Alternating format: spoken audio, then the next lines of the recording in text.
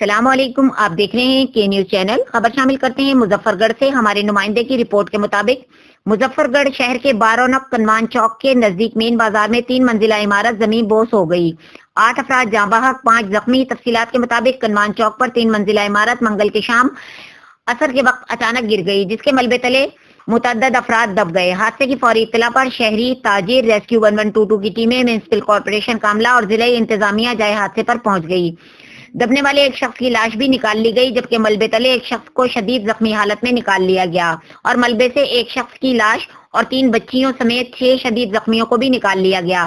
حادثے میں 2 خواتین، 2 مرد، 2 بچیاں، 3 بچے جاں بحق ہو گئے، جن میں 40 سالہ زائدہ زوجہ شفیق، 60 سالہ غفورہ بی بی، 60 سالہ انور خان، 13 سالہ حسنین، 12 سالہ سمرہ بی بی، 4 سالہ سمینہ، 1 سالہ ام حبیبہ شامل ہیں۔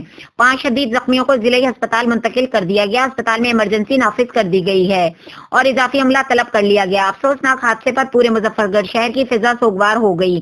شہریوں اور دکانداروں، نوجوانوں نے ریسکیو کیا، ملبہ ہٹانے میں مدد کرتے ہوئے، جبکہ ریسکیو آپریشن رات گئے تک جاری تھا۔ ریسکیو آپریشن کی نگرانی ڈپٹی کمشنر امجد شعیب ترین، اے سی رانا محمد شعیب اور ڈی پی او سید ندیم عباس کرتے ہیں۔